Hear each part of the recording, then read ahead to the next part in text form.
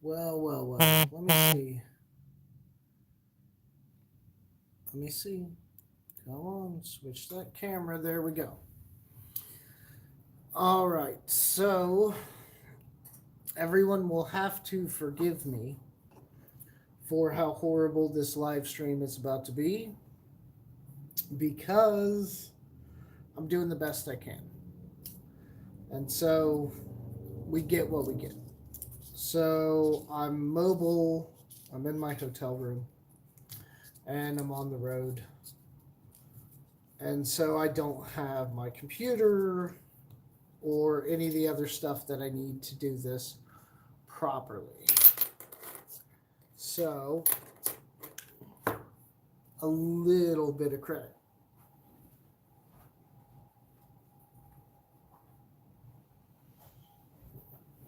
Anywho, I got this box of nickels, and I'm actually very hopeful that it's going to be a good box. Let me try to play with the microphone here a little. Hopefully that's working. Um, to the one person watching, if you could chime in and let me know how the audio is, I would appreciate it.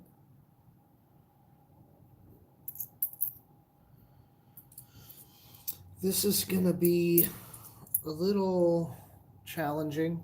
I'll try to get what I'm doing on the screen, but again, you have to forgive me because everything's a little on the weird side, being mobile and only having a phone. But there are some interesting looking rolls. I don't think I grabbed one of them initially here, but there's a couple that have some stuff that looks at least old. One of them, that one's got a modern buffalo ender. Where is it? It's in here somewhere. One of these has like a really toned looking ender. Almost looks like maybe it was in like a decorative set, you know, like the pictures we hang on the walls, and somebody like polished it or something. So we'll get to that one shortly here. There's gonna be a lot of that, me dropping coins. I haven't seen any comments yet. Top chat. Sure. I won't see any. Okay, that's fine. It is what it is. I've been posting in a while. Definitely haven't gone live in a while, so I expect some fallout. That's fine. So, when I went to the bank today, I'm in Fort Wayne, Indiana, and I went to a very small bank, small branch, to change out my coins. Good news is they were very helpful, really quick to change out my coins.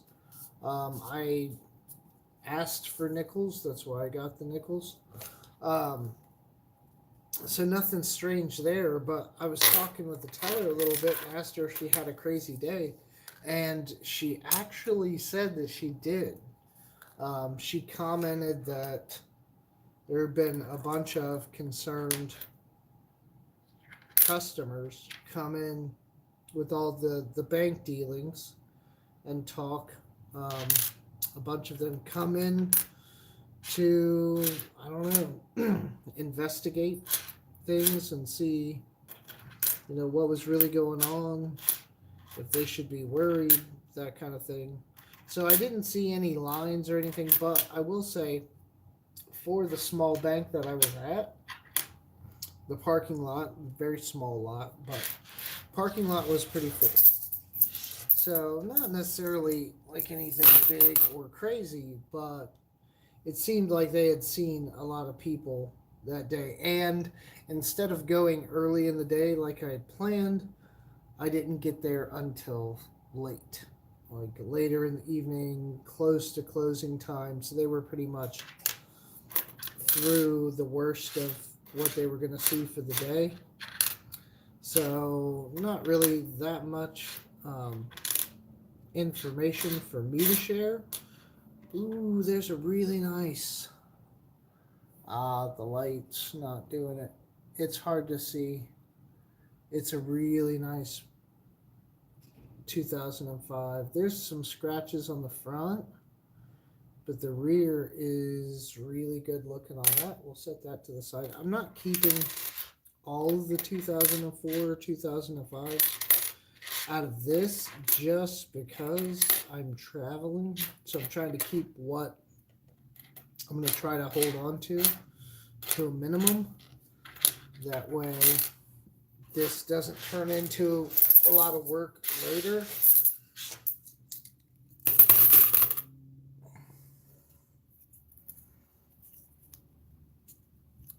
Oh, there we go. We actually got some comments. Smash that thumb. Well, thank you, Constitutional. I cannot. Man, I hate mobile because, number one, I think you guys are seeing the right view, but the comments don't stay on screen. I have to really figure out how to do that. I put short back up. Hell, well, hopefully you get some views off of it and the information gets conveyed. That's the important part. So I'm not going to be able to see much in the way of comments on this because I'm off to the side and the comments come up vertical. So it's nothing too crazy from what we've seen before. Just figured I'd let the 2 people watching, 3 people watching know that if I ignore the chat before, I'm definitely going to be ignoring the chat tonight. And on a side note, Siren and Kendall, I have your last giveaway wins. I still have them sitting. I just haven't had the time to stream, and so for that reason, I figured we'd still hold on to them. So I still have them, no big deal. They'll come out to you eventually. And I'm hopeful that I'll be able to get some leadway going and get back into the groove of things. You guys saw the video I uploaded yesterday about the banks and the third failure. And I've heard, again, I've been busy and haven't had time to like really stare and research. I have heard that there is now a 4th bank that has failed. That's just speculation at this point until I prove otherwise.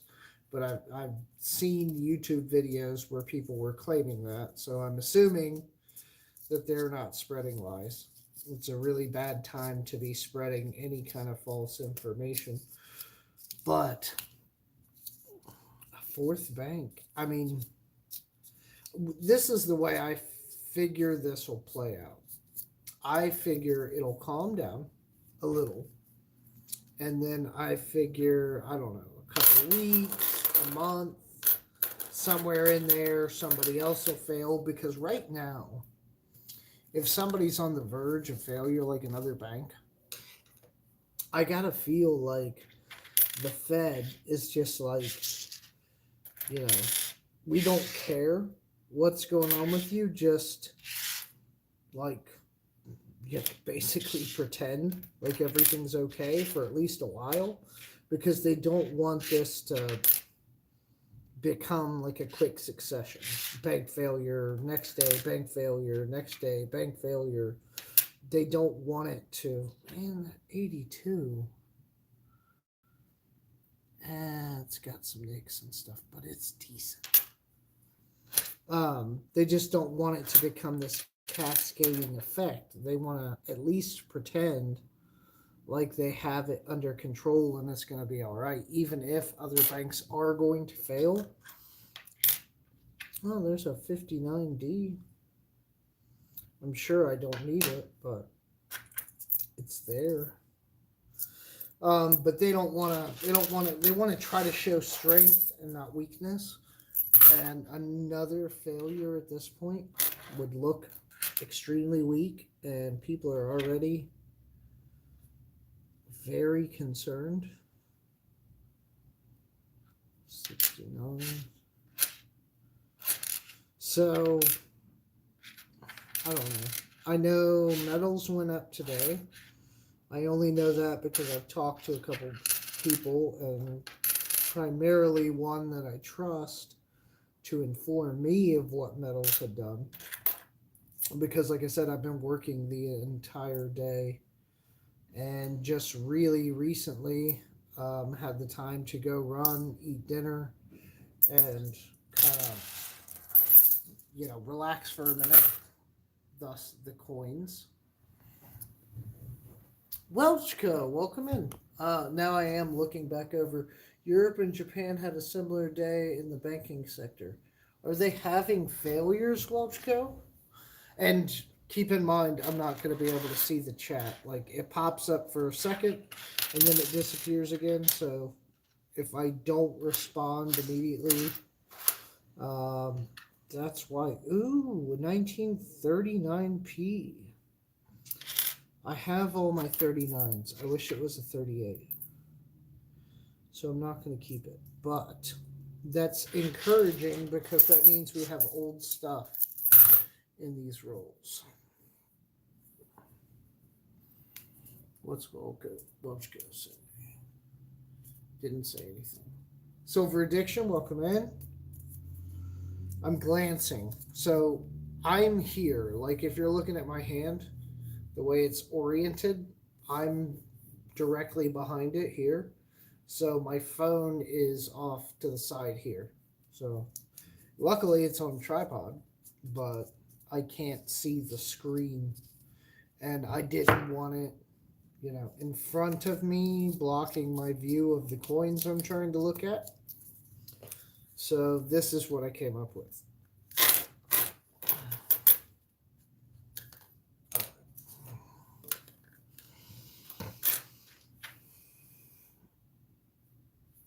Decent 2005.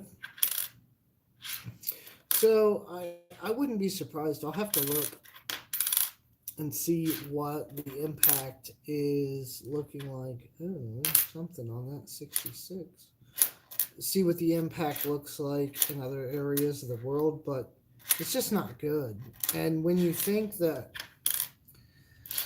a large portion of the world's economy is heavily invested in the dollar / America's economy in one form or another, it's not good for us to be having banks fail. Even one, I think, would be concerning, but multiple like this, and like I said in the video yesterday, they can claim whatever they want to claim. They can. There's a 54D.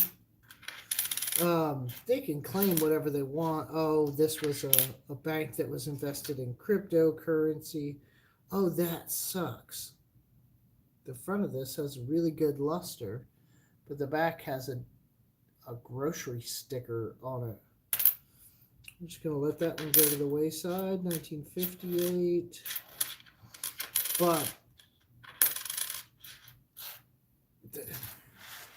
they're heavily invested in America. So currently, as the world reserve currency, when we're in trouble, other people are in trouble. Not nearly as much as we are, because they're only invested in a portion, but if we're not doing good, a lot of other people aren't doing great either. They're not entirely dependent, but it can have larger ramifications than most people seem to think. So they're trying to downplay these bank failures as, oh, it's just isolated incidents of bad banks that were invested in the wrong stuff. Don't buy that.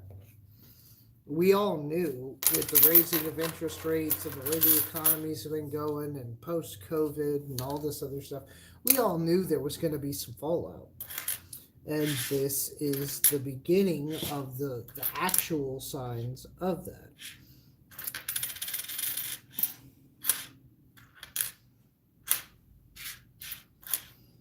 I'm not super concerned. I'm actually kind of not happy because this isn't good for anybody. But I mean, metals will go up. We'll be all right.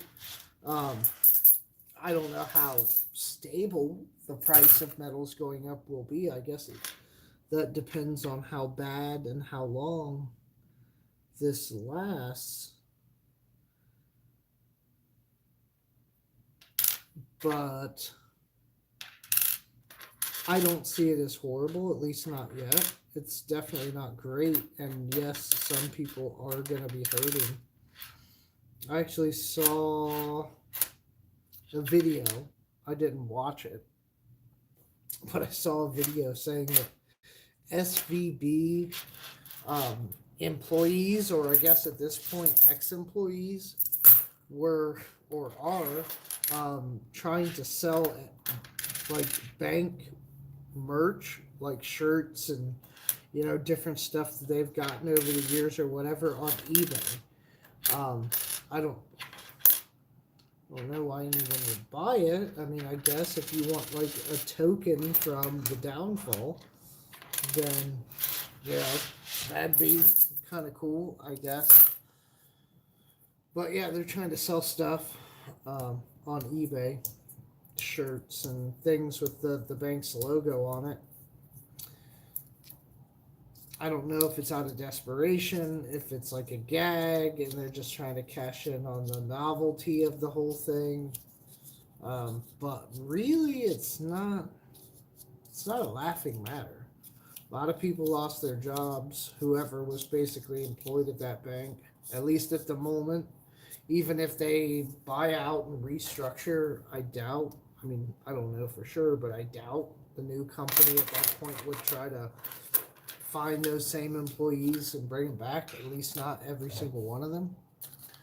So if they've lost their job, I think it's safe to say that they've lost it.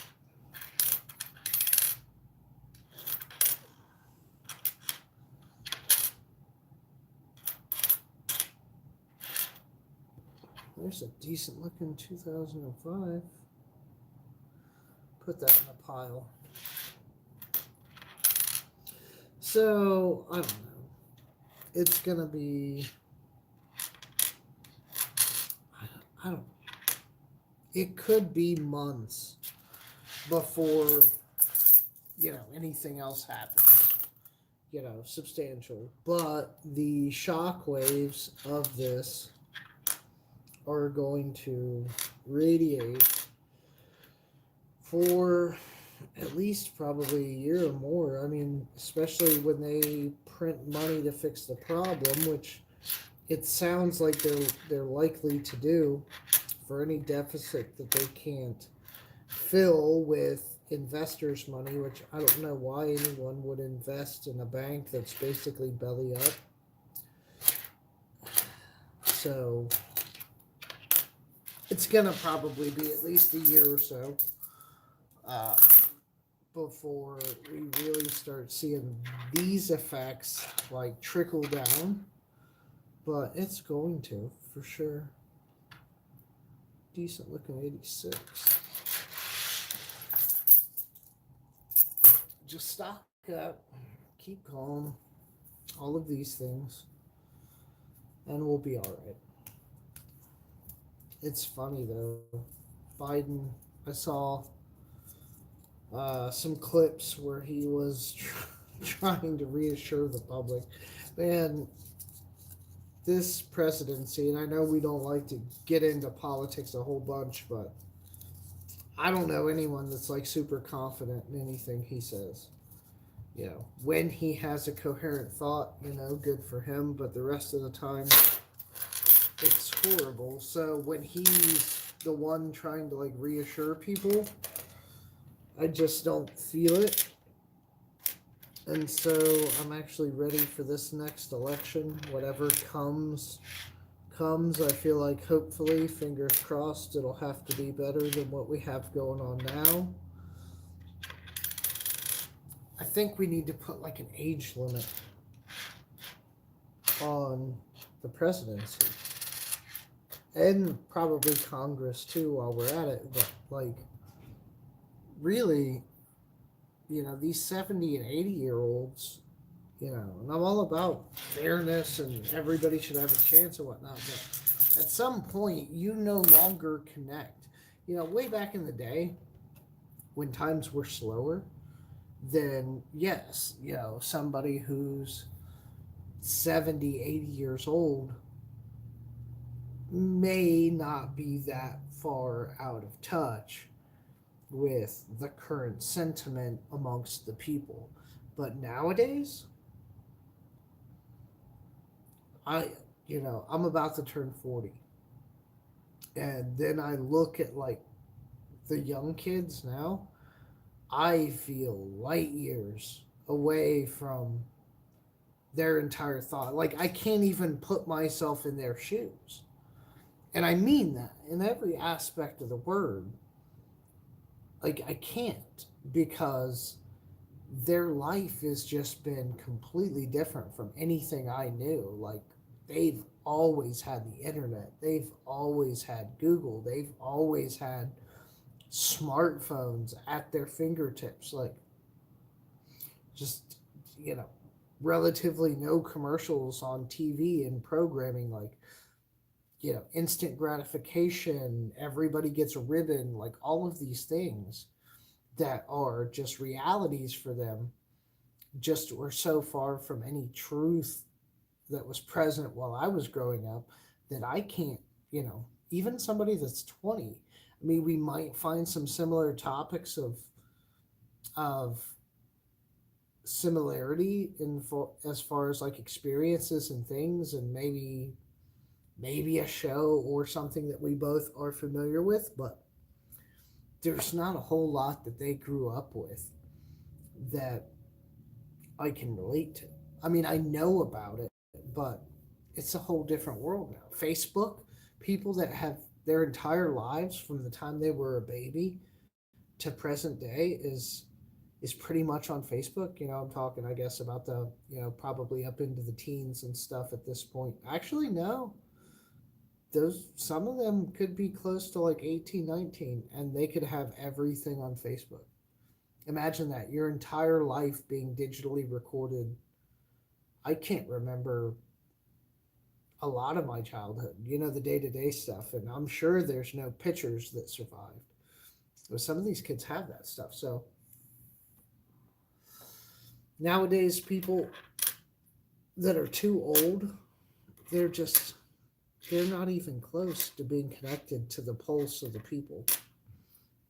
And so while I don't want to sacrifice ourselves to, mob rule just yet, I would say that some of these older people running the country, it's just not great, Even Trump, I mean, he's 70 something.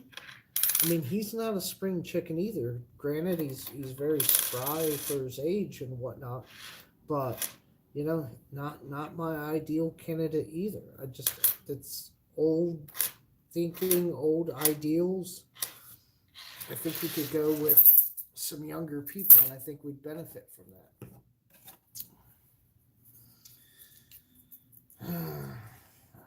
It'll be interesting to see where we're at in like 15 years, as far as like, geopolitically, and when we're really getting up there in age, to see if anything's actually changing. Because as I said in the video yesterday, I feel like it's always just kind of like more the same old thing. It's like the same problems and issues just for a new era. Like I'm waiting on the next like I mean I guess SVB is probably about as close to like Enron as we would get, but Enron was more of like a scam, and you know there was a lot more to it I guess, and they're trying to at least currently play off the SVB thing like they just made some bad decisions, which they did, but sounds like they could have done a lot more to try to protect themselves. And I mean, I can't really have too much pity on them. I feel sorry for anyone that lost their job because of it. But I mean, I hate to say it, but at some level, I feel like if you're working for a shitty company, there's probably some, some warning signs, some idea. Like you get, there's a 48S. I don't know if I need it or not, so I'll keep it.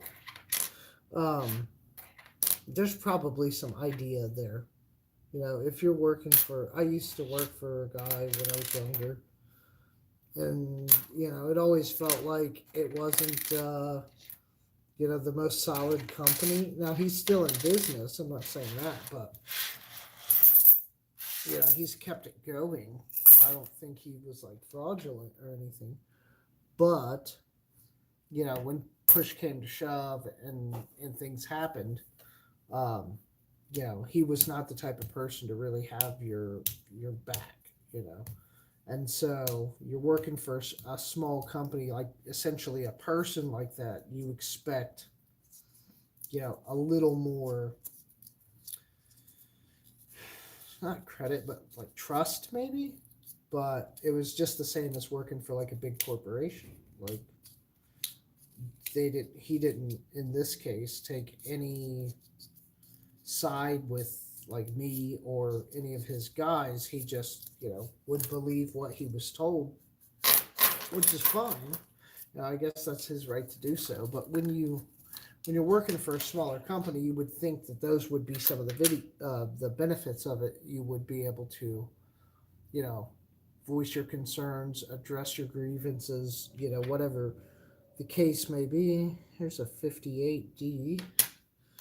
But in that case, it didn't end up to be the case. And so I had a feeling, though, while I was working for him, that he probably wasn't going to be the best boss.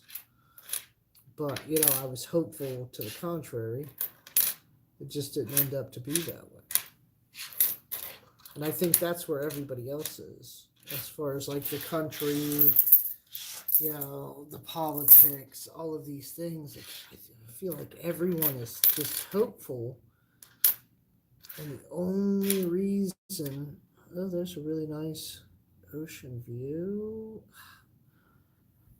You're not going to be able to see it, but it's just got a bunch of big scratches on the front, like big scratches, not like a lot of little scratches, just a few big ones.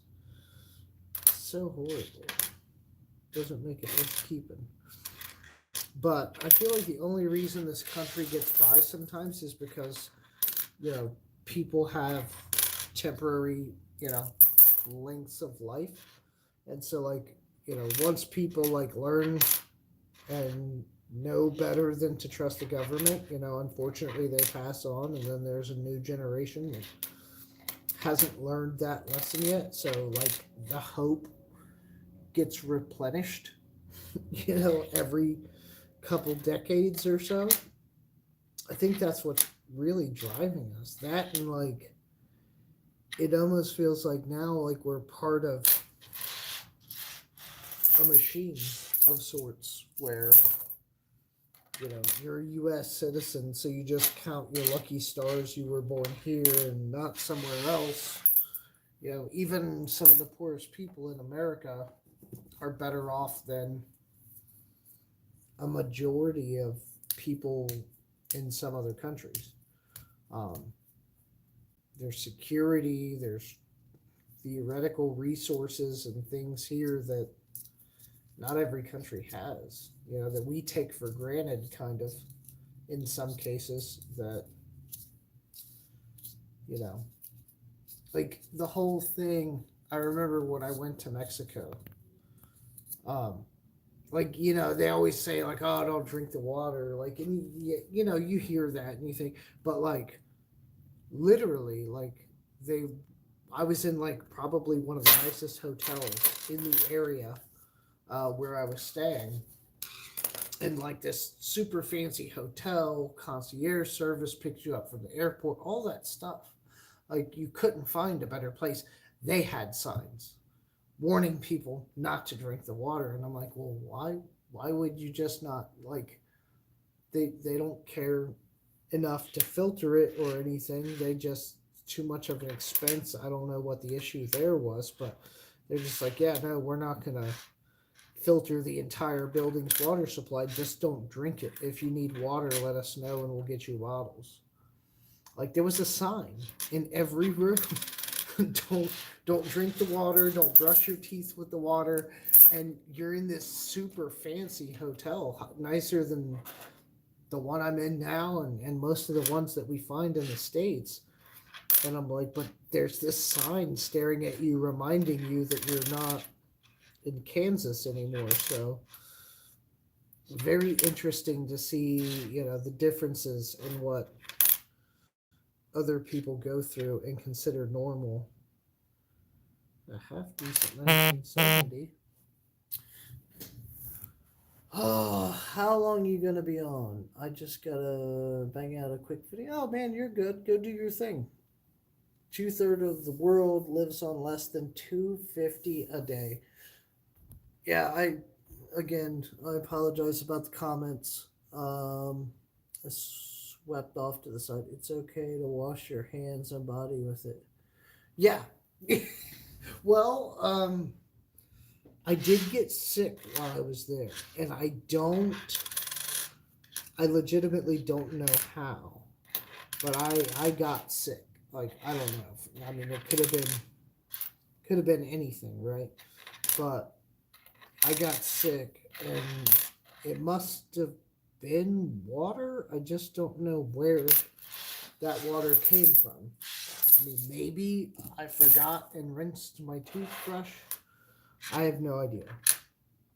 But I did get sick while I was there, and the only thing I could attribute it to was likely the water.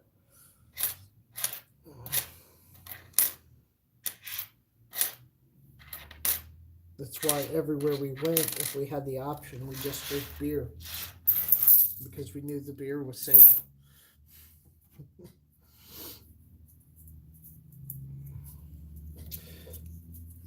So far, not much in this nickel hunt. I was kind of hoping that first row of rolls had some stuff in it that looked like it was going to be fruitful, but it just really ended up being dirty nickels, or dirty, or that what we like to think is probably hand sanitizer, toning, and things like that we see now.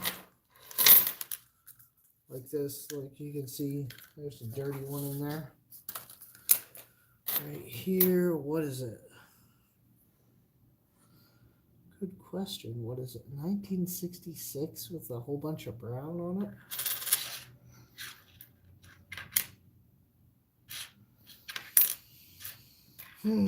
Well, the good news is the price of silver is going up.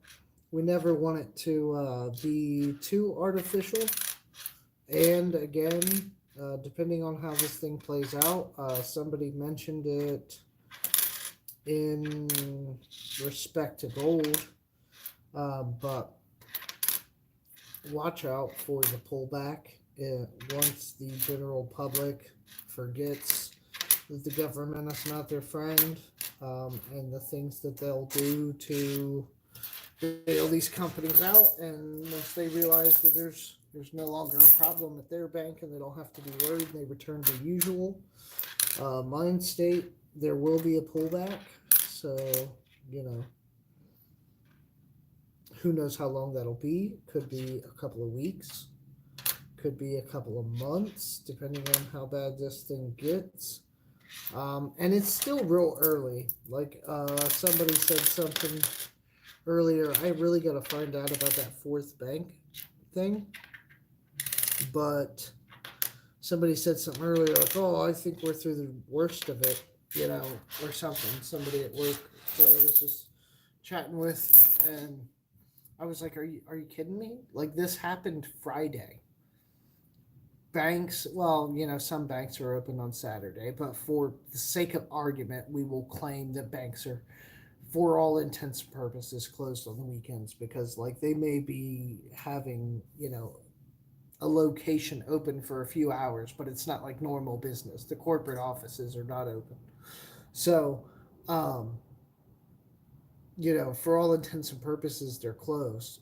And so this happened Friday. The banks are closed all weekend, essentially. And then on Sunday, during the weekend, another bank falls. No, it's not over. It's literally just started, and it could be, another day, another week, another month before another bank goes under or starts exhibiting signs.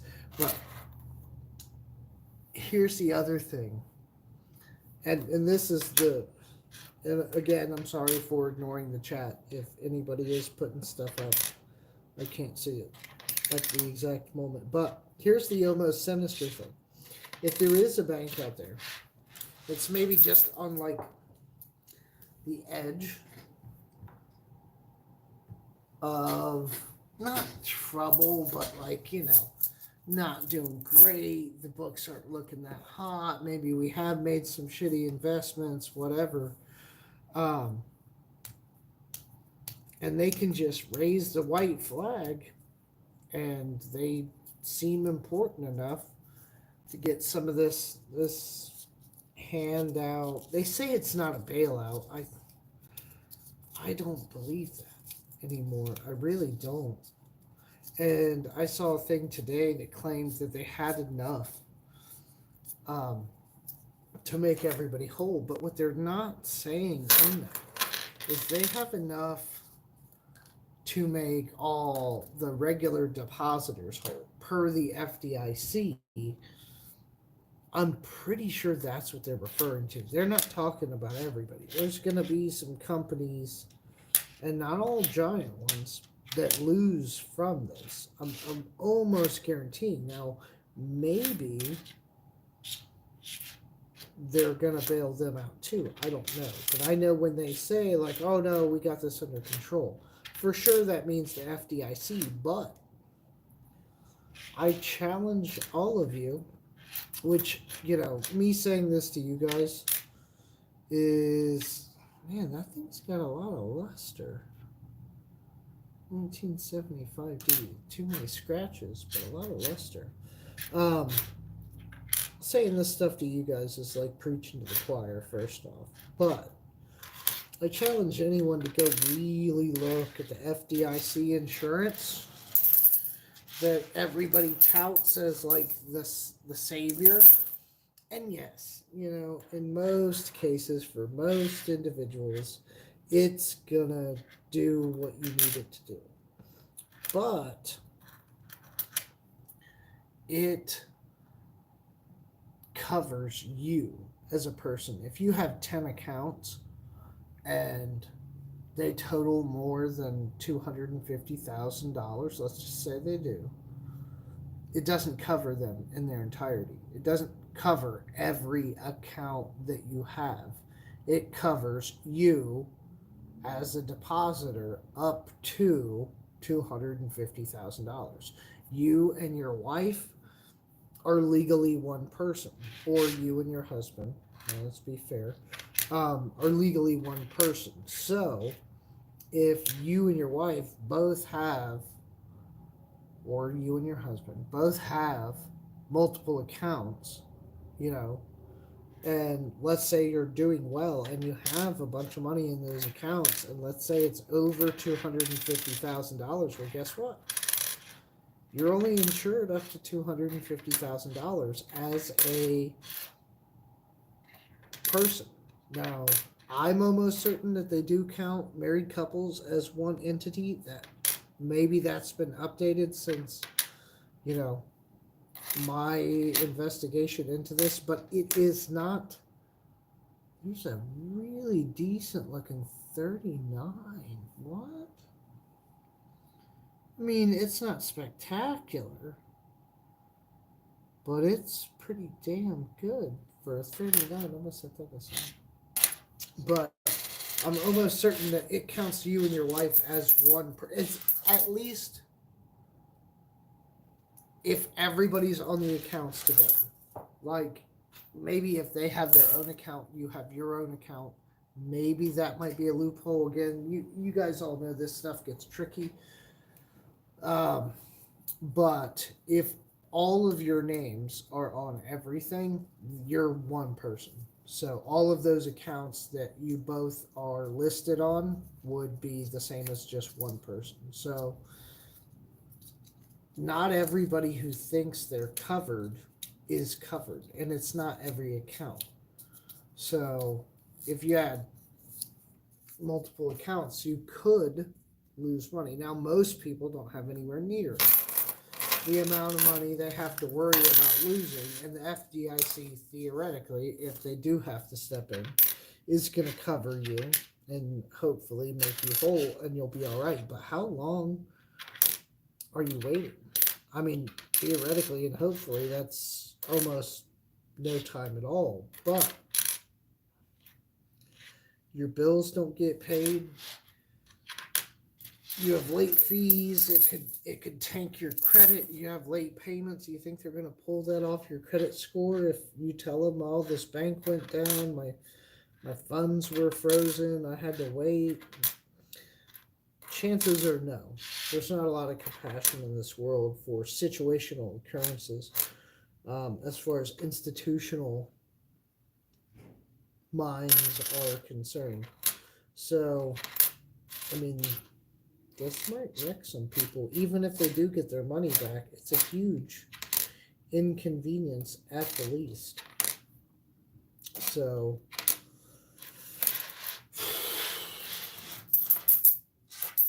it's just odd. I find it hilarious that most of the public are probably unaware. I mean, yeah, they see some stuff on the news, um, maybe a story or two, but like almost essentially, as soon as everything really started coming out, they're pretty much telling everyone that there's nothing to worry about. As banks continue to fail, the numbers are stacking up. They're still telling people there's nothing to worry about, you're fine, which for the majority of people is probably the case, but not for everybody, certainly. It's not a good look. Anyhow, back to the coins. Can't see the chat. I think there's 5 of you. If I'm glancing at the phone correctly, I think there's 5 of you in here. I appreciate that. I really thought there was going to be more in these nickels. I was very hopeful. It's like a better box than it's turning out to be. Silver Dragons did a video today. Savage did another video. I did not get the time to watch that. I did see the notification though. Constitutional put out a short. I will not lie to you, I have not watched that in its entirety, which seems insulting because it's a short, but after dinner and throwing on this camera here in this live stream, this was about all I've done all day, and well, stopping by the bank briefly to get these nickels, and that was in transit from one place to another, so I just happened to be going by the bank anyway. This is about the first time I've had to myself all day. There's a 69D. Yeah.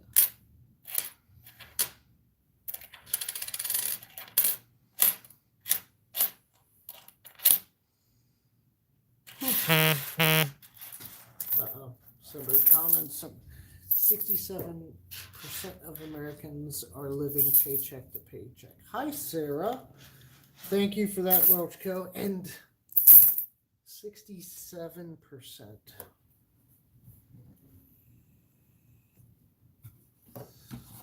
I mean, I'm trying to gauge whether or not I'm surprised by that. Not really, because up until about a decade ago, I guess, I mean, I really was too. About a decade ago, I had, well, I guess a little more than a decade, but you get the idea. I had no real earning potential. I was just taking, jobs, literally whatever. And,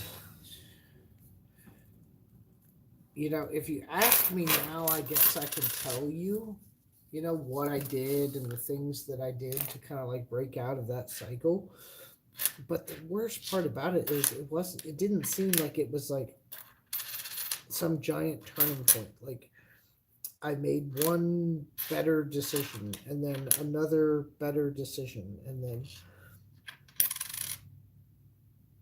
keep doing that. One more better decision, another better decision. Um, that would just put me in a more positive place than the alternative decision would have. And a big giant part of that was people. Constitutional Stacker did a video on this a while back, talking about your friends, who you hang out with, your circle. And while I know a lot of us, especially in today's world, like, you don't really need a circle. And I guess to some degree that's true, but you have one. Even if it's small, even if you don't talk to them often, you have a circle. Um, choose them wisely. They should hopefully be more forward thinking, more positive than negative.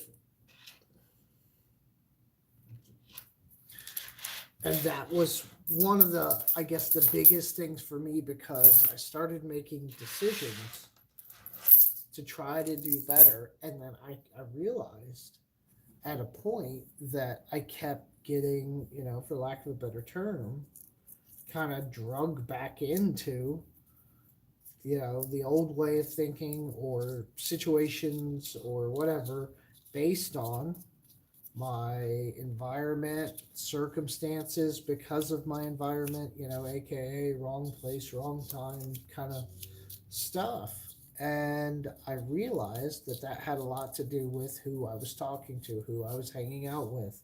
And so maybe, yeah, I guess, yeah, I can't necessarily pinpoint to like one decision that changed everything, but I will say that was probably the one, that made me more successful in what I was attempting to do, was not spending time with people that weren't, I guess, beneficial. And I use the term beneficial lightly, because I'm not saying like, oh, you're not giving me money, oh, you're not, doing stuff for me, so I'm not hanging out with you. I'm not saying that. I'm saying beneficial, positive. You could fill in some words here. They don't necessarily have to be doing anything great for you, but they have to be not dragging you down with them. A friend that's always asking you to borrow money on a regular basis, regular, and I mean regular, repeated, like almost like clockwork, you know, is not a great friend to have. And I'm speaking very generally here. Everybody goes through hard times. I mean, again, take it with a grain of salt. But if somebody's draining on you, it's going to be really hard for you to overcome or build from that position, because you're supporting more than just yourself. It's it sounds kind of callous, and I get it. But anyone who grew up in like you know bad neighborhoods, poor, especially like you hear it a lot. And a good comparison for it is like the whole small town thing. Like, you ever, I mean, you see it in movies and things, but you can also see this argument play out in real life. You ever seen like one of these small town people that like their entire identity is the town, and maybe like they're fed up or they're having trouble or they have aspirations or whatever the case may be, and they're literally like, I got to get the fuck out of here if I'm ever gonna amount to anything, or if to get away from whatever they've become accustomed to or used to, or whatever have you. Insert circumstance here. It's the same kind of thing. You're just replacing the town there with the people that you hang out with, which, if you've lived in a small town, are almost essentially one and the same. Small town where everybody knows everybody's business, like all of that is commonplace, and so it's it's very parallel. And so sometimes you just literally have to like escape that by physically moving yourself away, and that's kind of to some degree what I did. Stopped hanging out with people um, that weren't helping me or doing anything positive. I just didn't spend time with them, and it's funny because you can build success sitting in your house on the weekends, not really doing much, way more than hanging out with the wrong people. Like, you can do nothing, which I actually did for quite some time, and be super successful. Whereas, before you were doing all this stuff, maybe you were spinning your wheels, who knows? But doing nothing in some cases can be extremely successful. 1946 D. I don't think I need it though.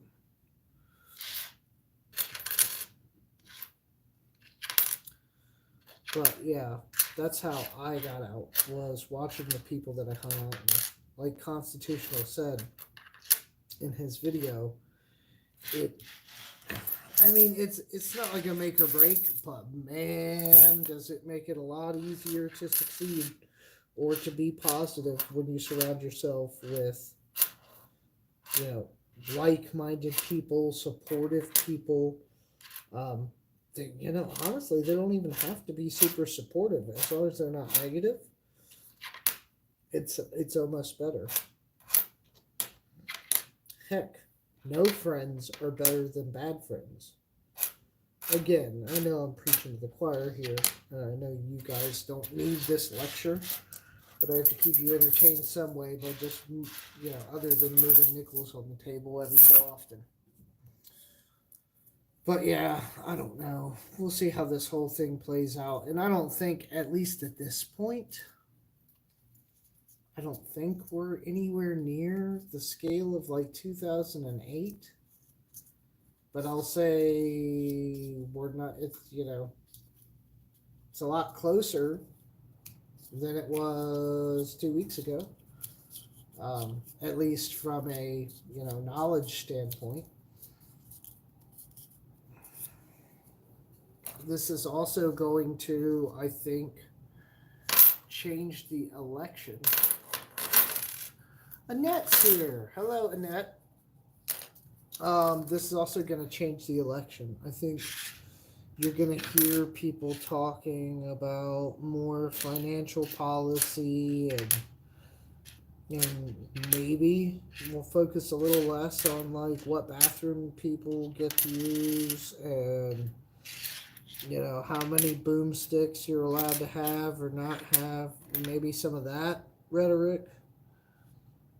There's another 1939 P. It's very heavily worn, but I don't need the 39s. I need the 38s. I got all my 39s. But I think you'll hear a little bit more about financial policy and things because of this.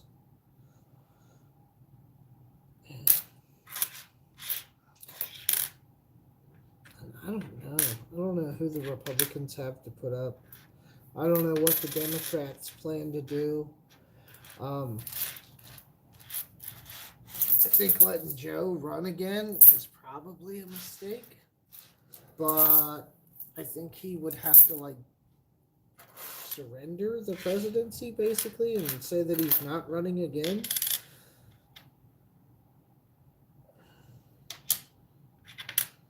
And who knows? I don't know. Who knows who they'd put up. I will say this. I expected Kamala to be like a lot more active. I think we all knew that Joe wasn't, 100% there. Most of us, I think, even some of his supporters have now kind of acknowledged that, he definitely has some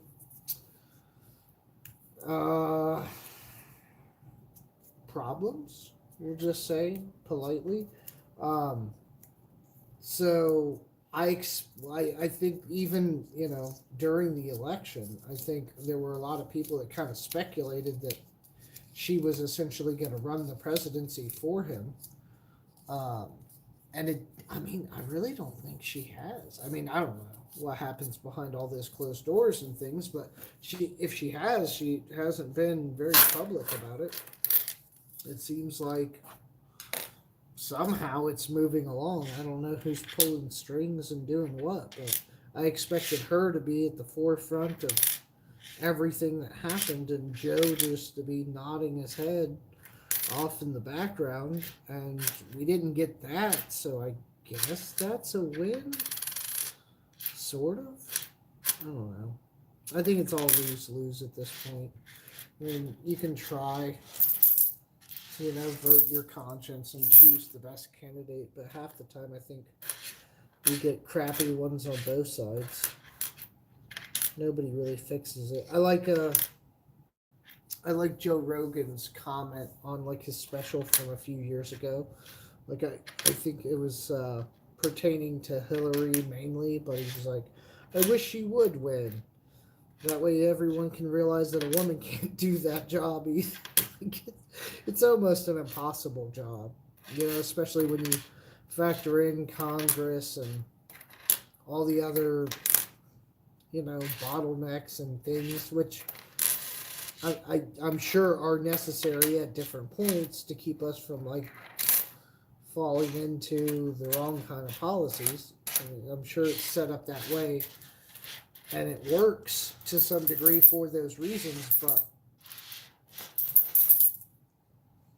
there have been times where either party has had control of everything and still not much gets accomplished.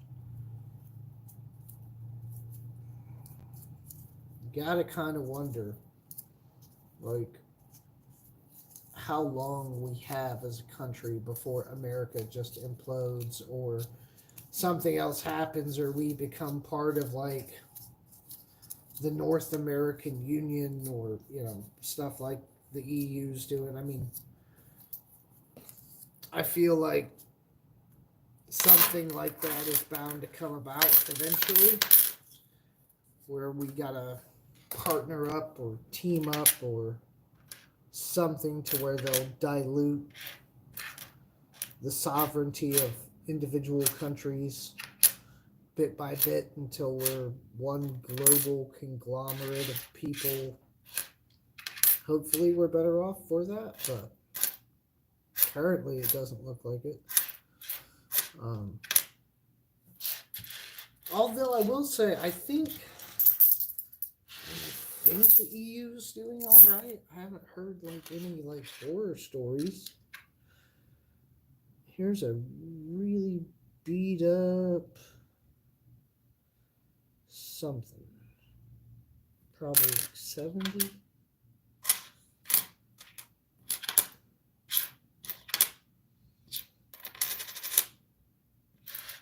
imagine if you were about to retire. I mean, I haven't seen what stocks are doing. I imagine they're not doing great unless their PR campaign has been successful and kept people from freaking out. But if what I've seen on the few social media platforms that I've looked around, I mean, a lot of people seem to be very concerned about the just general financial health of the country, and these banks failing is not reassuring them in any given way that everything is going to be okay. So, I mean, imagine you're getting ready to retire. How nerve wracking this might be to, like, what do you do?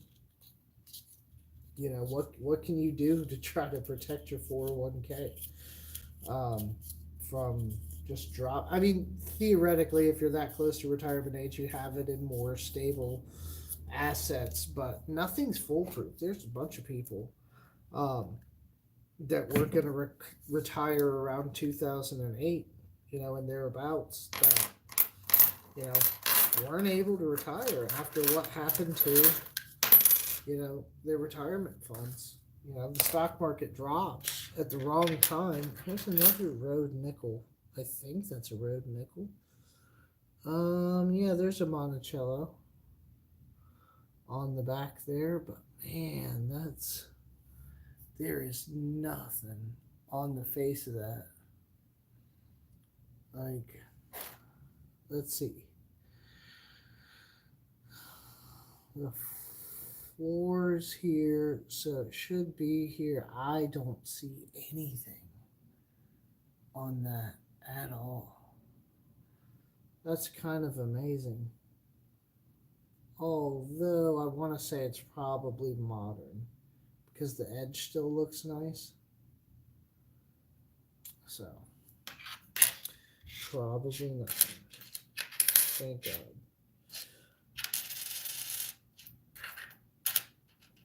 Yeah, so if you were getting ready to retire, 2008 basically made that not possible. You had to keep working, at least for a while, or figure out something to try to recuperate those losses that you experienced. And the same thing could be said now.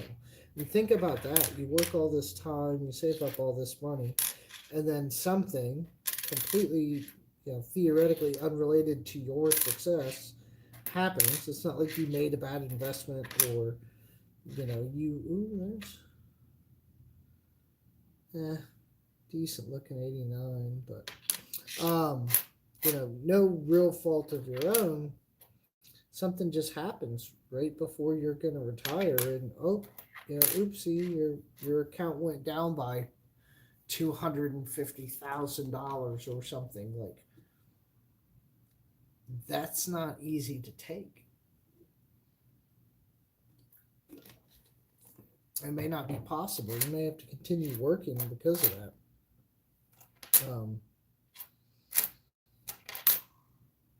I think the whole 401k system is not secure. I'm not really trying to count on it. I mean, I invest in one, but I'm trying to do what I can.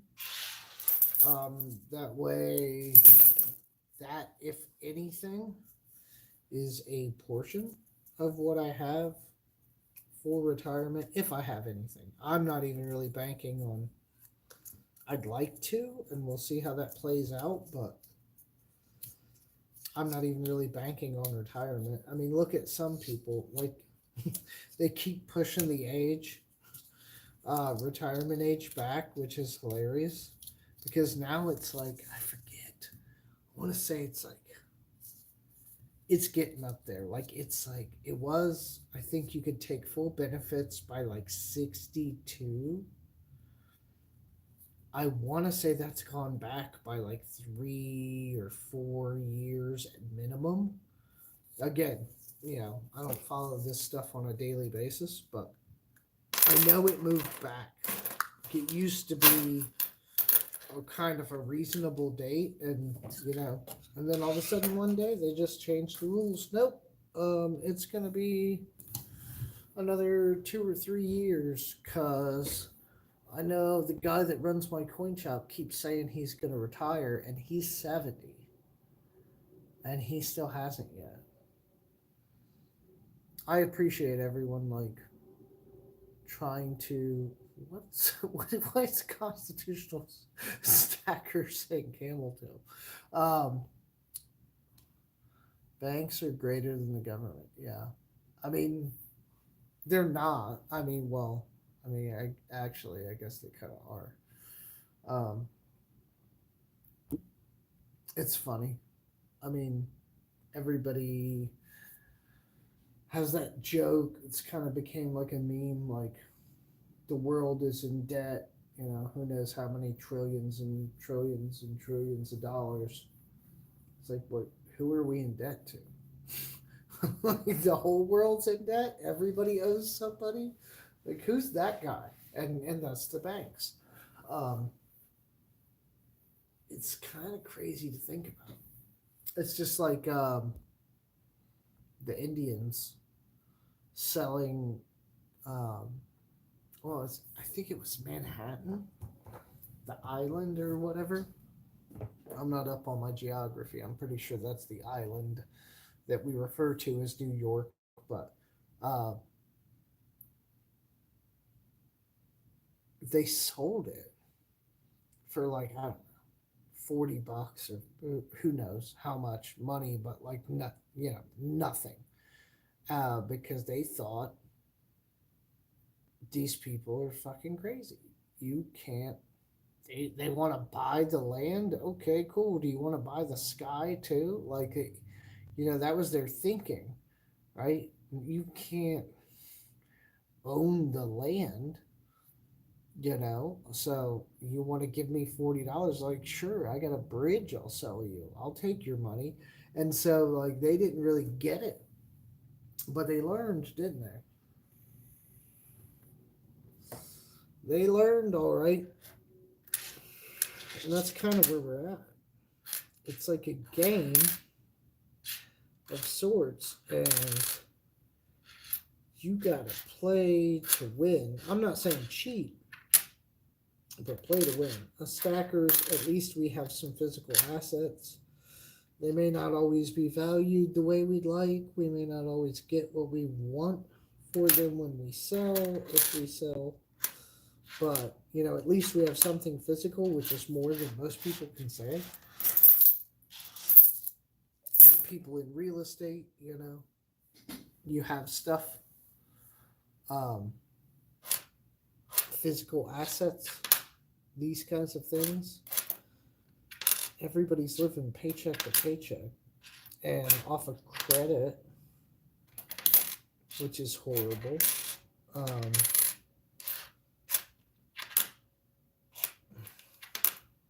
I really don't think the majority of people are going to be able to retire, 401k or not.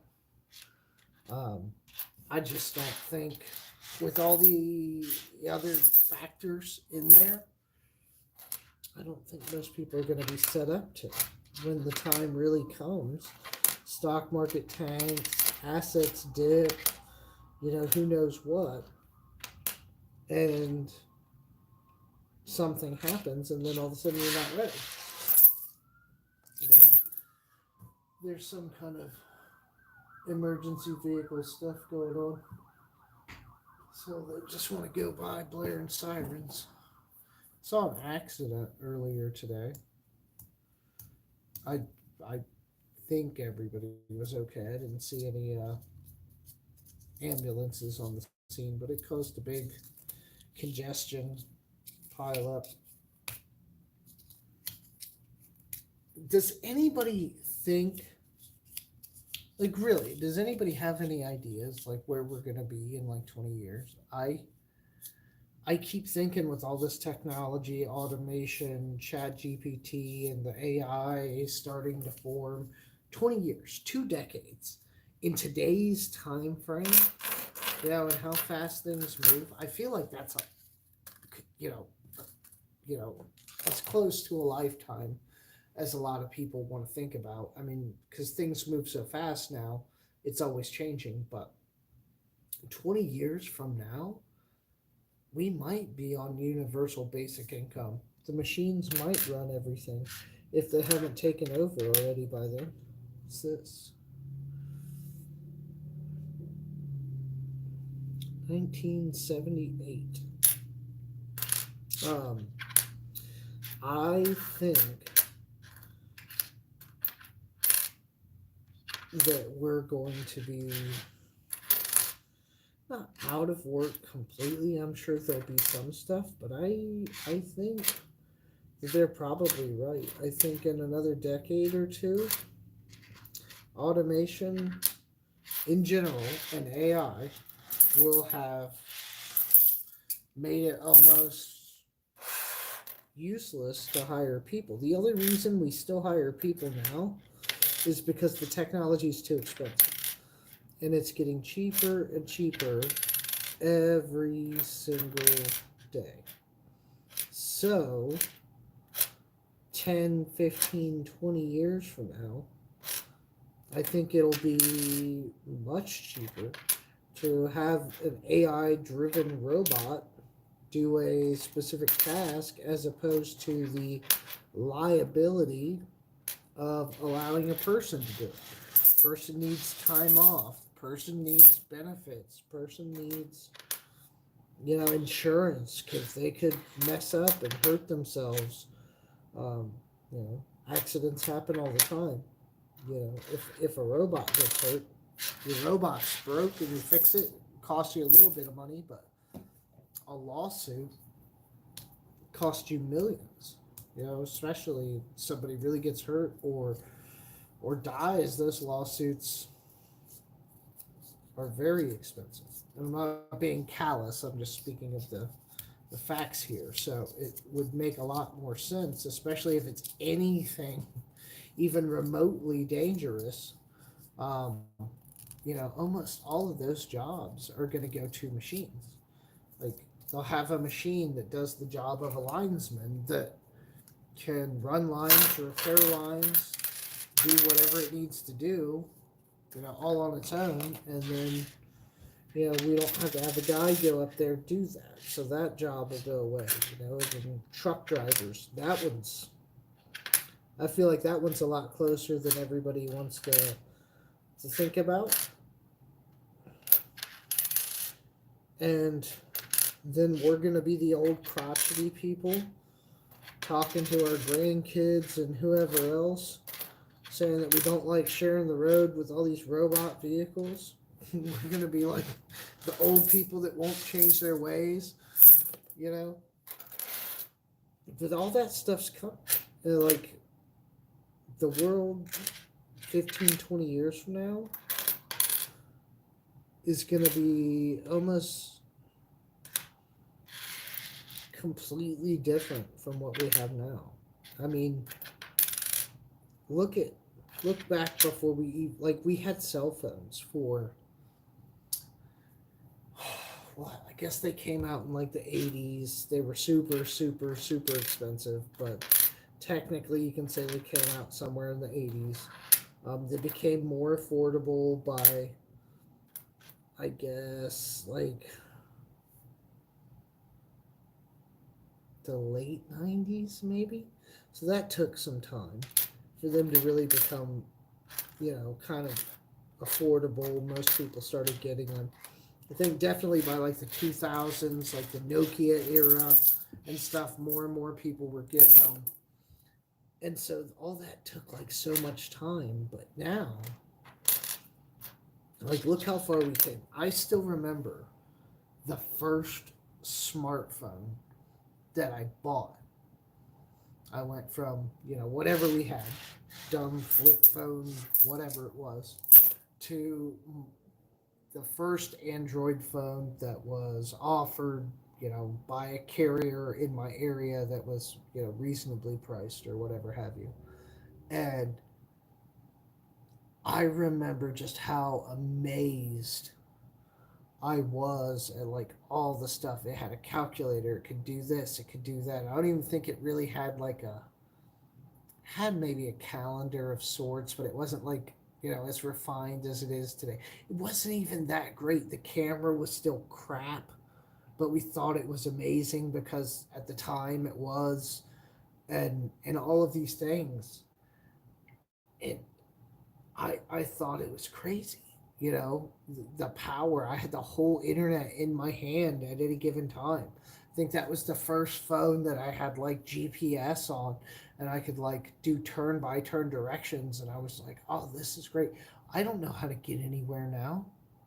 I don't know how to get anywhere. I mean, yeah, I could still probably muddle my way through, and eventually I'd make it. But I don't know how to get anywhere like specific. I don't know the addresses. I don't know the phone numbers. I know a couple phone numbers, but I don't know any. You just we're now dependent on the technology, and it's not going backwards. And so 15, 20 years from now, I'm actually kind of worried for my kids. Like I legitimately cannot sit here and imagine like what kind of world they're going to grow up in. Like, is it even going to be worth it to go to college in 15 years if this automation kicks off the way that we kind of think that it might? I mean, college, higher education might not even really be like a worthwhile investment. I mean, it sounds stupid, but it's true. I mean, they already have like robot surgeons. I think some of them are like very closely overseen, monitored, and kind of like manned by doctors. But I know I read some medical journals uh, a while back, and they were saying, yeah, like we have doctors monitoring and they're there and da da da da da, but we really don't need to. It's more for the comfort factor. So they're really doing it just to ease people into it. And even this was probably, you know, 4 or 5 years ago or whatever. Like it wasn't even really necessary then from a success or failure standpoint, according to them. So, you know, are my kids going to need to go to college in 15 years?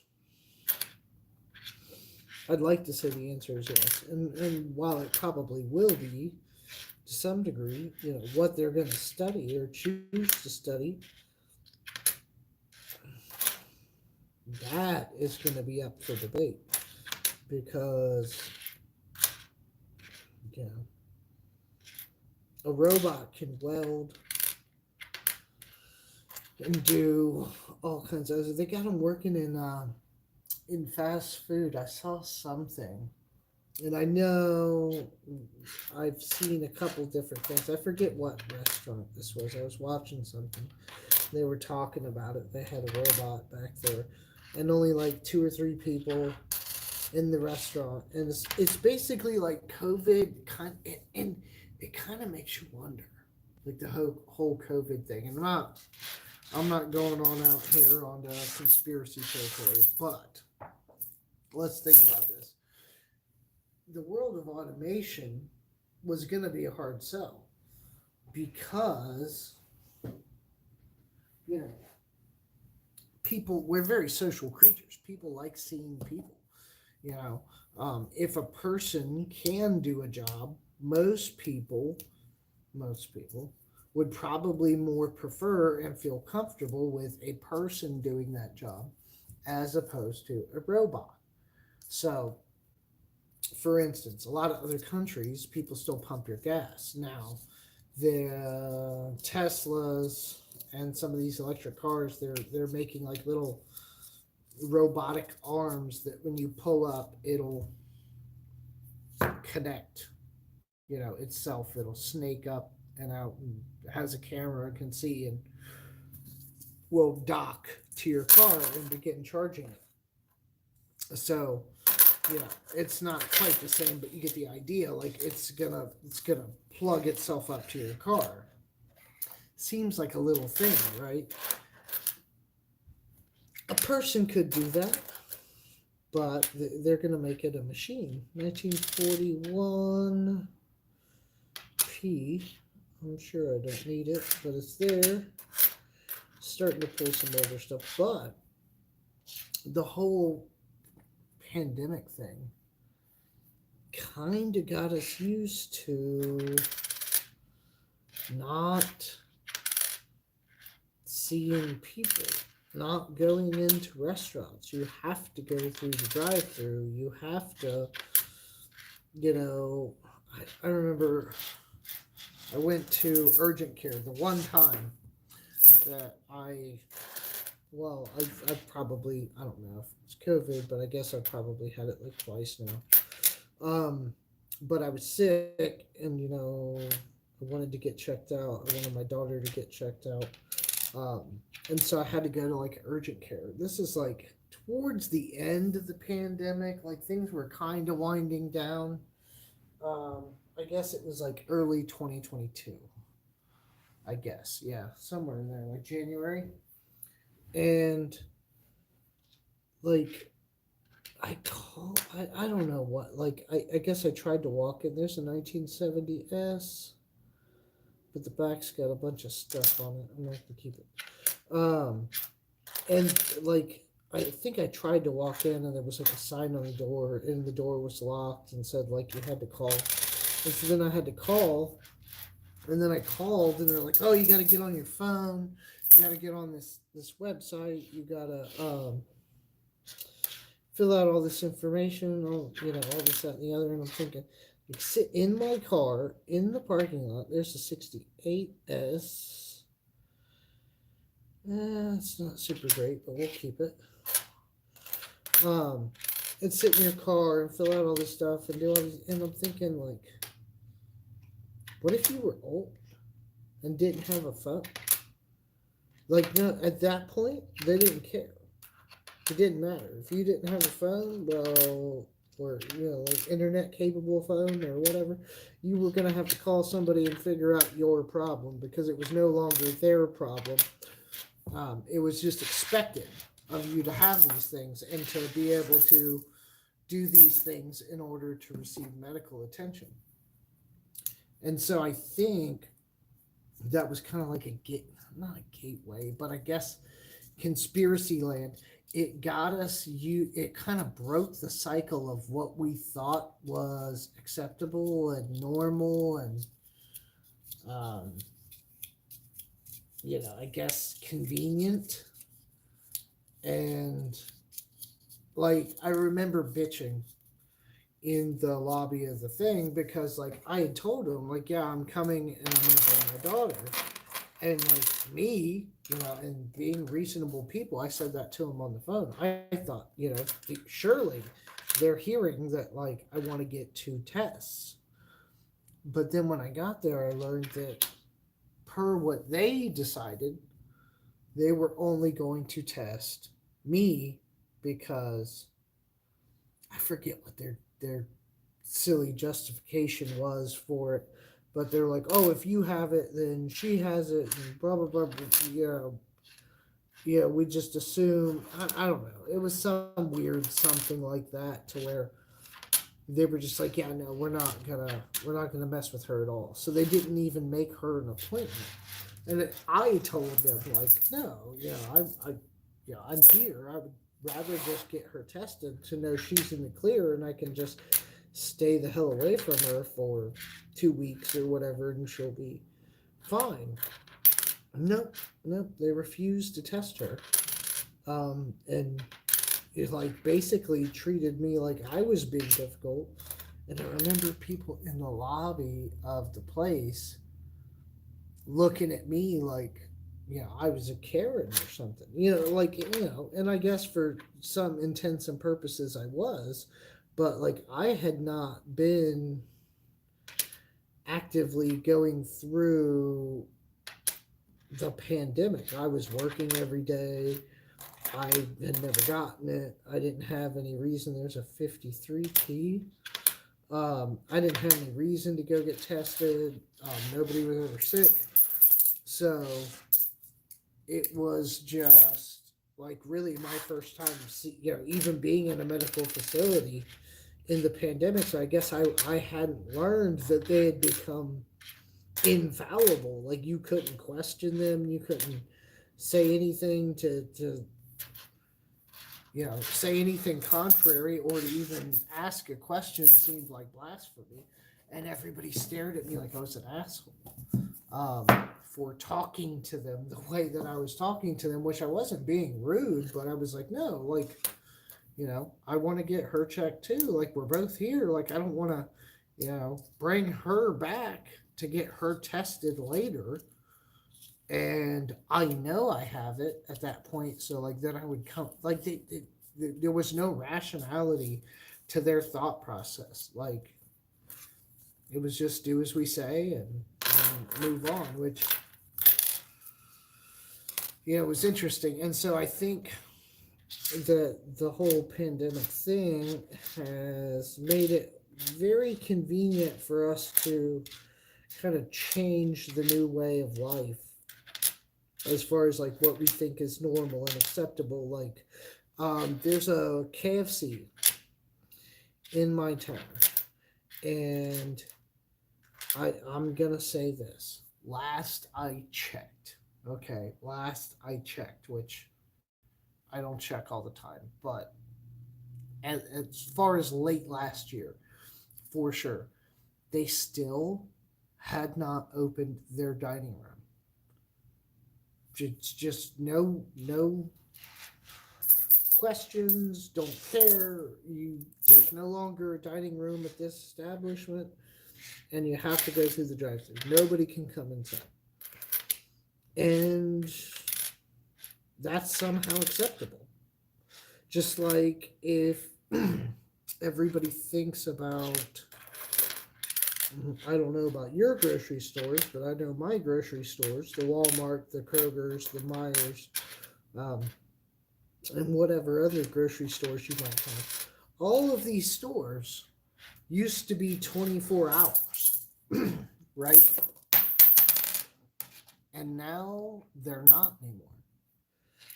There's people there at night, but you can't go inside. 1966, here's a 1940 P. Almost certain that I don't need it, but because it's so old, I'm going to hold on to it, check it against the book when I get home. There's a 70S. Yeah, not in the best of shape, but we'll keep it. 57 D. I don't need that. But none of these stores are 24 hours anymore. And here it is, 2023? Why are they not back to being 24 hours? Like, everybody has now determined that it's somehow okay and it's acceptable, and I guess doesn't inconvenience people too much or whatever have you. And it's become accepted that all of a sudden we don't need 24-hour stores.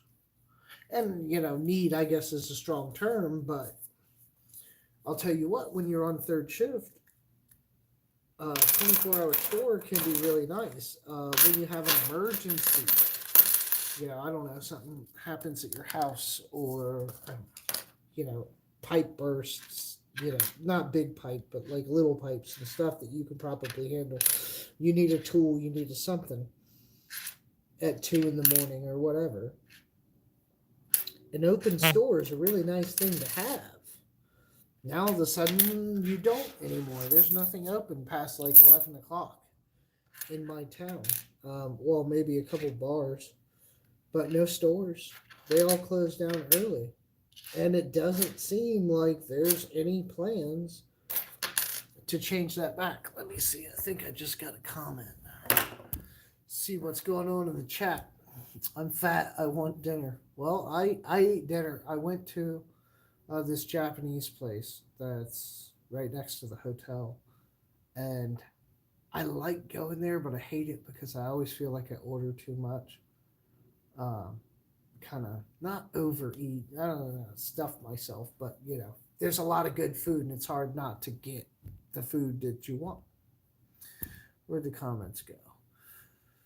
Now I want a famous bowl. KFC, no employees. Yep. Send me, send me free, Jerome. Set me free, maybe. Um. So yeah, it's real weird. And my buddy, a guy now, I think they're probably married by now. I know a while back I think they were engaged, so I'm sure they're married by now. But his significant other worked at Walmart, and he was always bitching about the holiday season and the fact that she worked on nights and all this stuff. And I remember I ran into him sometime there around COVID, um, and all that, and he was like, "Oh no, I like it sucks, but it's awesome because she's not on nights anymore," and da da da. And it really doesn't look like we're going back. Um, they expanded the self checkout lanes. Like Walmart has like two cashiers now. What is this? Oh, it's pretty. I mean, it's not perfect, but it's a 1955 P. I'm not going to say it's full steps, but they're. I don't have my microscope, but I see most of them. I'm not saying they're not worn, but they're there. It's You can see the luster on the camera if it would fucking focus. You can kind of see it. It's in pretty good shape considering its age.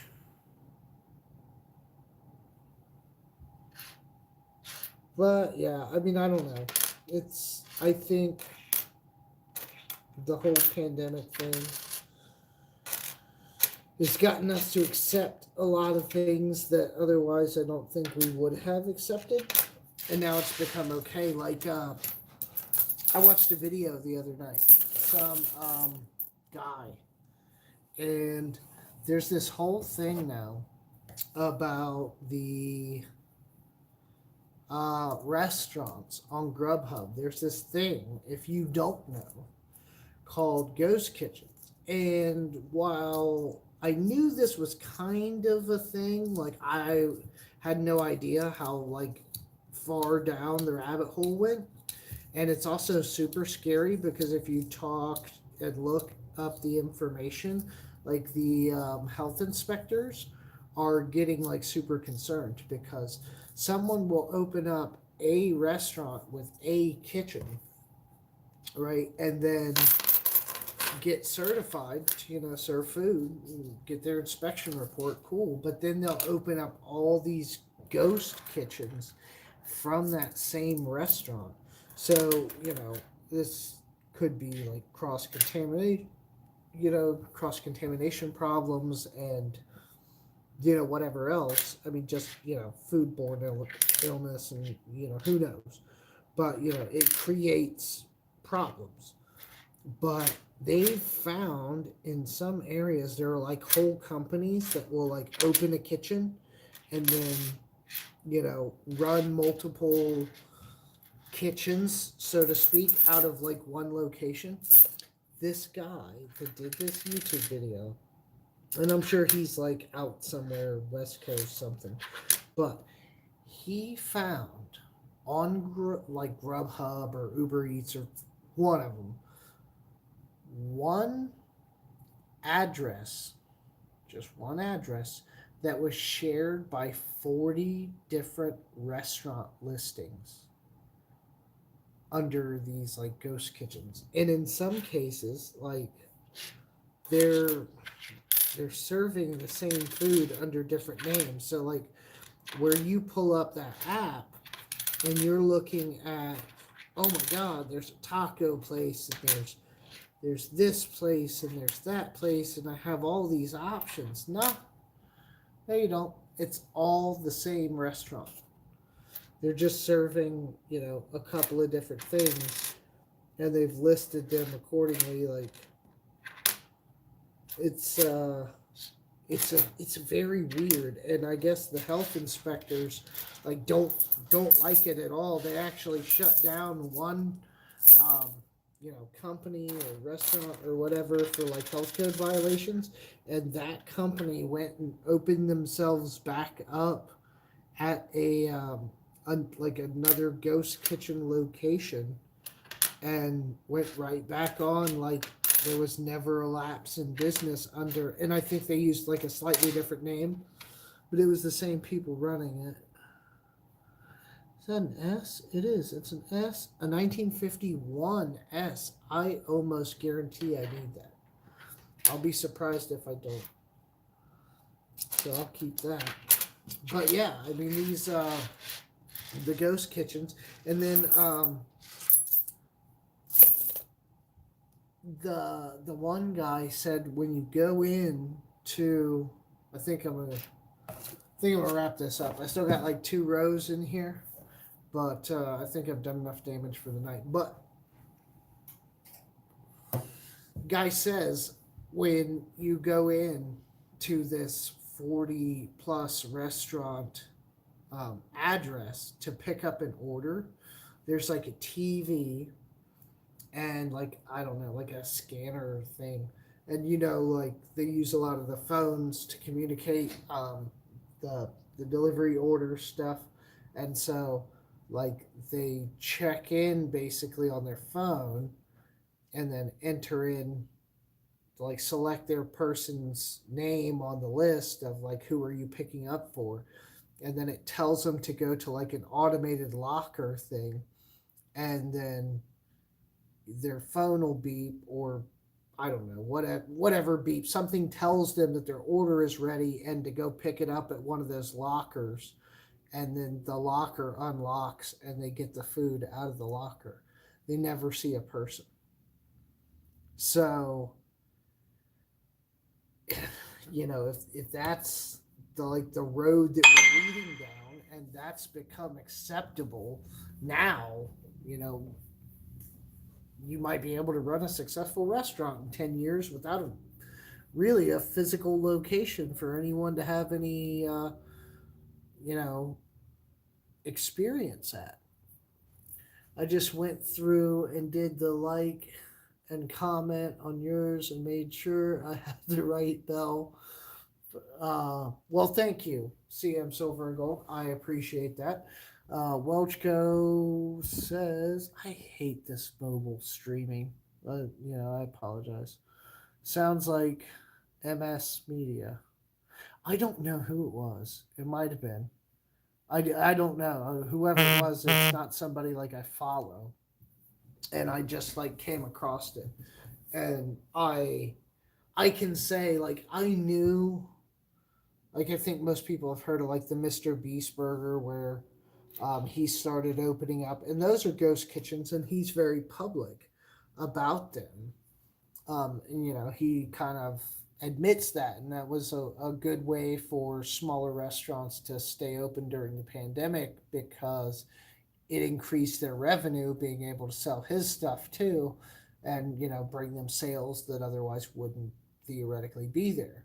So it was kind of good, and he's been very honest about that.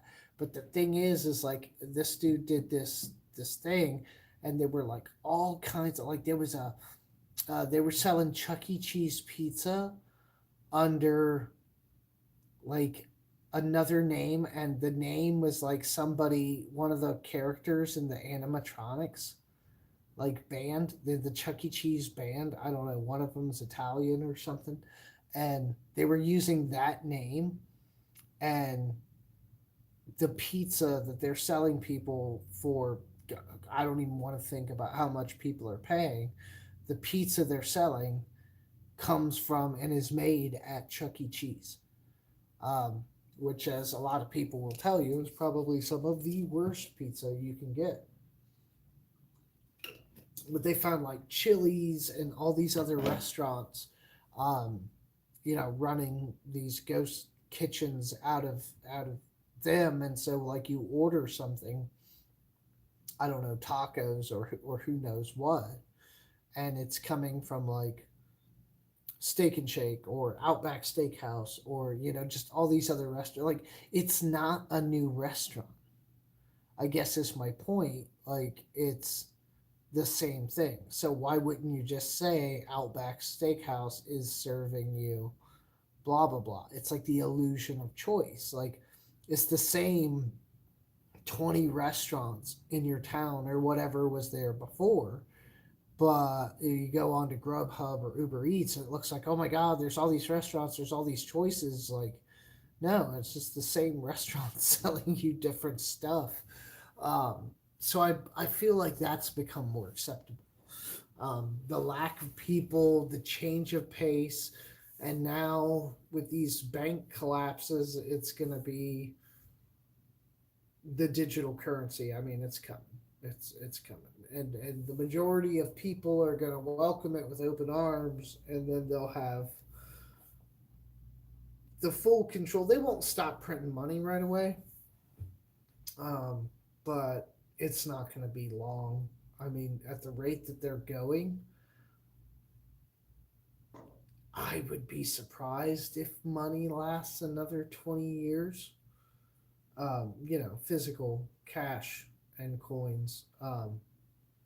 At least in the form they may have like I don't even know why they would do like commemoratives or something like that. Like I don't know, maybe the mint will become like a like a I don't know a thing like that. I don't even know what you would call that, like an homage, to where they're just basically putting out products for a very select few people and not anything into circulation.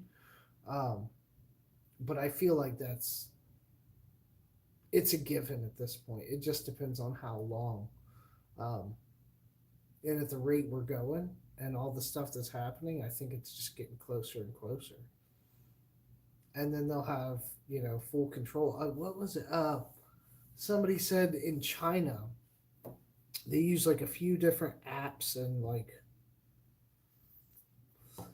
things for their like social credit system essentially, and they said what they say if you did something, and I forget what it was, but I think it was like I don't know, littering or something. If the camera could see you do it and they knew where you were at that time, they could track your phone, figure out it was you between the camera and the device location information, and then just automatically find you and debit that out of your account, whatever the fine was for you, you know, performing whatever the offense was. In this case, I guess we'll use littering as an example, but like speeding, same thing. And I mean, we're kind of already there with speeding. I think it's mostly legislation, but if you've ever been to Chicago, they have these giant, they're not tunnels, but like it's like a big ring kind of thing, um, contraption that goes over the entire roadway. And it's just this motherfucker has cameras and lights all over it. And by lights, I mean actual light, like visible and UV. So if it's pitch black, it's still going to be able to light you up and see your car. And all these motion sensors and everything else that it needs to operate. Now, they don't use this for speeding. Currently, they use it for their toll road system.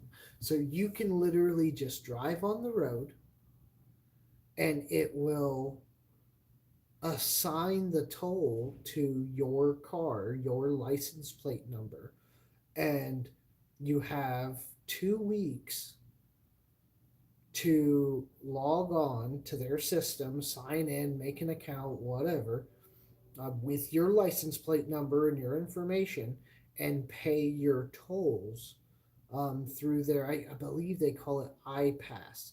And I always hate roads, like, for the hassle and the, problem. I guess the payment's not really that bad, but like the hassle. But that made it kind of okay, but also a pain, because then you got to log on and create an account. And I guess if you live there and that's something you use regularly, like, it's probably not that bad. But even people traveling through, like, you just drive through and all of a sudden your car could have some kind of, not lien against it, but some kind of something somewhere, essentially parking tickets, or toll charges, that have been levied up against it. And you could drive through, and, if you weren't hip, or maybe you were, a recent immigrant or something like that, you don't even know this thing's taking pictures of your car. Like, you're just driving on a road like any other, you know? It's very weird. So, I mean, what was that? Was that Demolition Man, or was that Gattaca? I think it was Gattaca, where the car is driving down the road and a little thing pops up, clocks the speed, and like debits the speeding ticket out of the person's account. We're right there. I mean, we are so very close to that kind of world. Um, and the digital currency is just going to speed that up. Digital currency now, digital art, NFTs, Bitcoin, all these other things. It's going to be a mess. And I don't think we have super long. Um, it's been fun though, hanging out. I mean, again, I know I was ignoring the chat for most of this, and I apologize. Um, Being on mobile, not ever great. Even if I had a tablet, I don't think it would help much, because the chat just disappears after a few seconds. So I apologize for the lack of interaction. I hope I have been in some way mildly thought provoking or entertaining during this nickel hunt. And we are, what, 3/5 of the way through the box. And we got a couple of the, not commemoratives, but the Westward Journeys. We have a few estimate marks, some possible book fills. A really nice looking 55. It's got that smoked look to it, that kind of almost gunmetal, kind of toning to it. A little bit of circulation maybe, but it's in great shape for a 55. And, it's not an estimate. Maybe it came from a mint set, but still, very happy to have that. And who knows what's in the rest of this box? I guess I'll have to find out when I get home. But I have been conveniently, I don't know if this bag's gonna hold up. I've been taking the nickels and throwing them in the ice bucket for the hotel room. So, um, yeah, I almost guarantee that bag's not gonna hold up to that. But we'll see. I will deal with that in the morning. But for now, I'm going to go ahead and end the stream here. I appreciate everybody hanging out, time and attention as always. And I will get back into some content creation. Uh, I'd like to say I'll get something shot this weekend for sure, but it's also my birthday weekend. So, uh, yeah. I know I have dinner Friday night with my sister. My dad's coming up into town, so it's gonna be not a busy weekend, but busier than usual. But I'll get something out. I have a couple that I have on the back burner, so I will get some things out. And as always, I will keep an eye out and an ear to the pavement on all of these current happenings. And if I hear of anything, I will make a quick video and put that out for you guys. So, other than that, I again just appreciate everybody hanging out. It was fun and somewhat exciting. We got some finds, and so I will see you guys soon. And be safe out there.